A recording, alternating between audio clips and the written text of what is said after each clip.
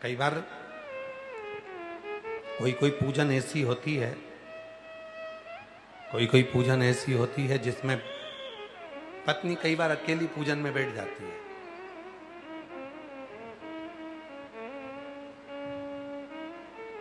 हरतालिका तीज,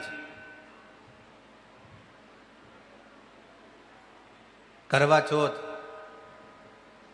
छोटी तीज, बड़ी तीज, संतान साते, छठ।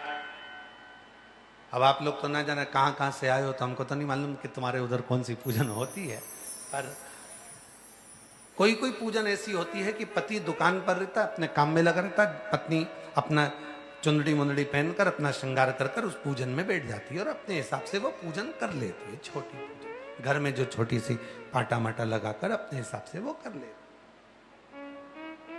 अब ऐसे तो शास्त्र कहता है कि पूजन करने बैठो तो पति को साथ में रखो, और पति पूजन करने बैठे तो धर्म पत्नी को साथ रखो। अब उस पूजन में तो तुम अकेली बैठी हो।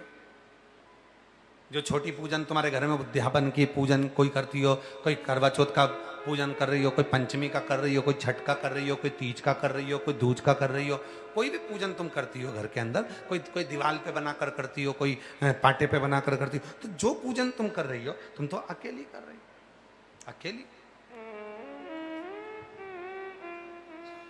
फिर उस पूजन का फल जो तुम अकेली बैठकर कर रही हो वो मिलेगा कि नहीं मिलेगा?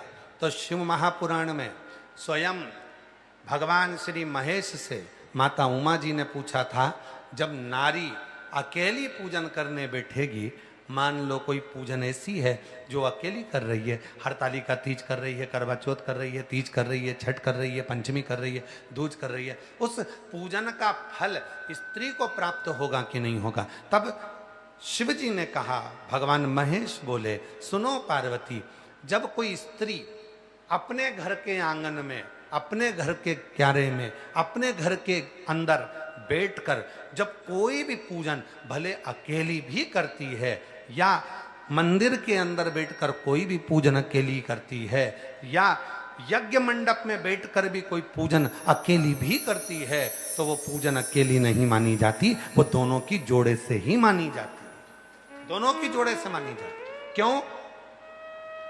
ये सिर पे पल्लू रखा, काय के लिए रखा? क्या है ये पल्लू? पल्लू है क्या? ये तो साड़ी का एक पल्लू हमने हमारे सिर पर रख लिया, तो है क्या? तो कहा ये सिर पर जो पल्लू रहता है ये हमारे ससुराल के, हमारे पूर्वजों का, हमारे पितरों का, हमारे घर के कुल देवी देवता का हमारे ऊपर आशीर्वाद रहता है। तो मान लो घर के अंदर कभी कभी सिर पे से पल्लू खसक जाता है, तो क्या उनका आशीर्वाद समाप्त हो जाता है? नहीं।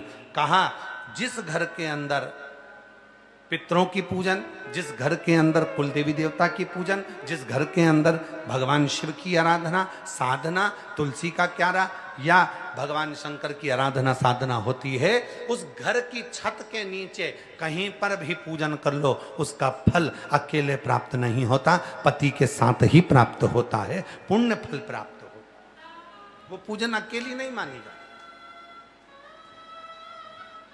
हाँ,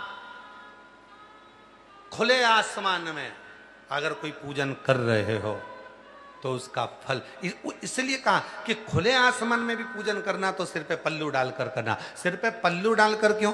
हमारे पूर्वज हमारे साथ हैं, हमारी कुल देवी हमारे साथ हैं, हमारे पति देव हमारे साथ में हैं, हमारा पूरा पितृदेव, आहूत देव, वासुक देव, ये सारे देवता हमारे साथ में विराजमान है। इसलिए सिर पे पल्लू डालकर माताएं अपनी पूजन साधना आराधना करती,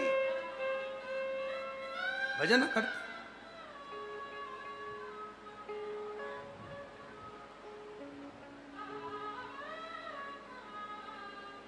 ये साधना का सुख, ये साधना।